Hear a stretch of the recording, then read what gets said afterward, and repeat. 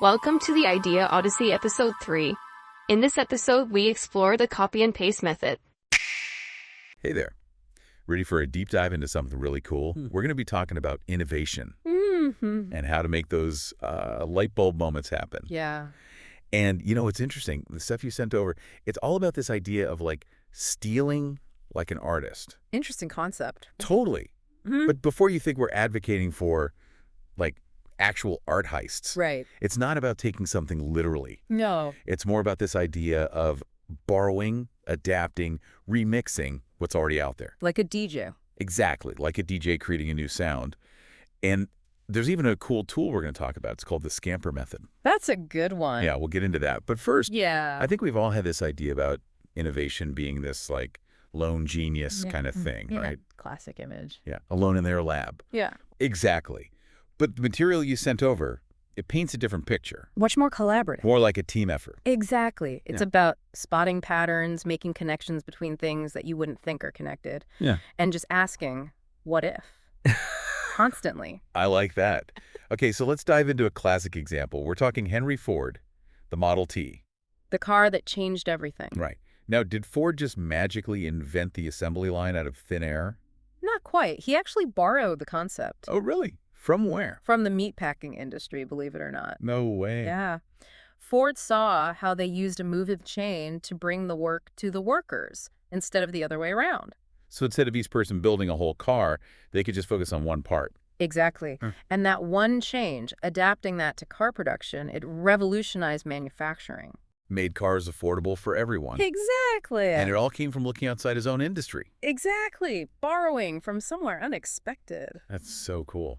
And speaking of borrowing brilliance, Ray Kroc, the McDonald's guy. Oh, yeah. He saw what Ford was doing and thought, hey, hamburgers can be like that too. Fast food was born. It's crazy. But it's not just industries inspiring each other.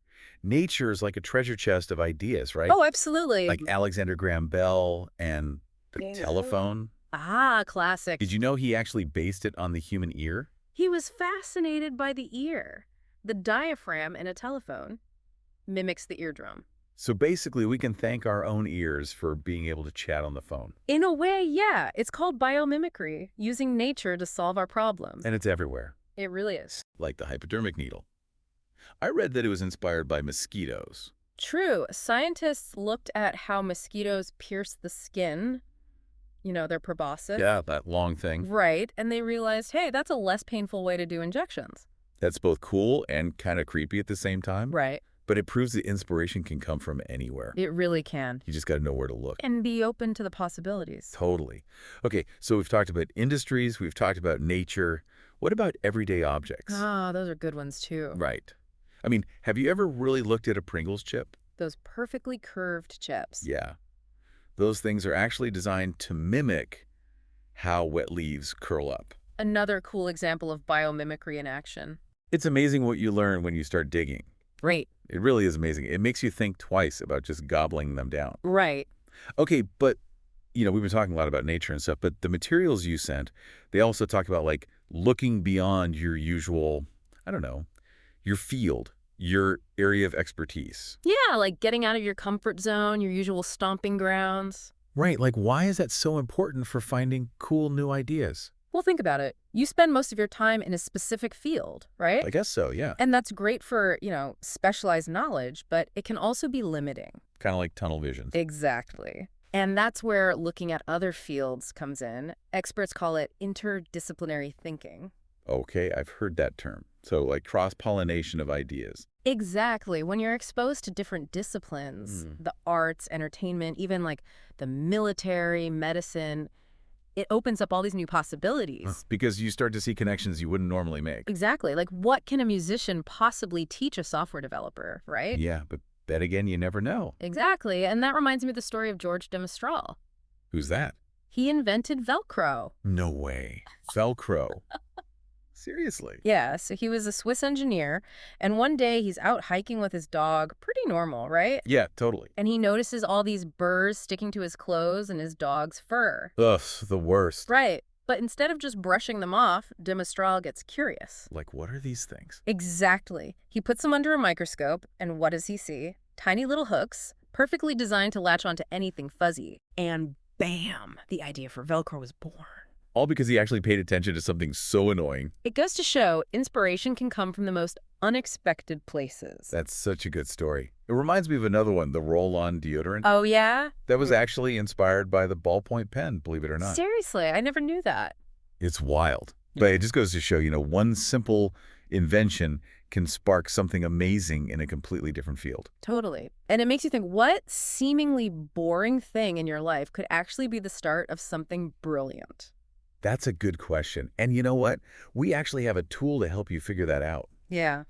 Yeah, so it's called SCAMPER. SCAMPER. I know. Not the most exciting name. Right. But it's an acronym, and it stands for Substitute, Combine, Adapt, Modify, Put to Other Uses, Eliminate, and Reverse or Rearrange. Wow, that's a mouthful. It is. Yeah. But trust me, it's a really cool tool. Think of it like a checklist for brainstorming. Okay, I like that. Yeah, you basically take your idea, product, whatever, and run it through this SCAMPER checklist. Interesting. So, how would that work with a real example? Well, remember Ray Kroc, Mr. McDonald's himself. Yeah. Turns out he was kind of a SCAMPER pro without even knowing it. Really? Yeah, take substitute, for example. Instead of the classic waiter situation, Kroc was like, what if people serve themselves? Ah, so he substituted out the waiters. Exactly. Big cost saver right there. Yeah. And it totally changed how people experience fast food. Make And then there's put to other uses. Kroc, he wasn't just selling burgers. He was selling a system. The restaurants, the real estate, the whole package. Oh, wow. I never thought of it like that. Right. And don't forget eliminate. Kroc got rid of a ton of menu items, kept it simple. Streamlined the whole process. Exactly. Right. Faster, more efficient, more profitable. Smart. Right. Oh, and then there's reverse, like flipping the script.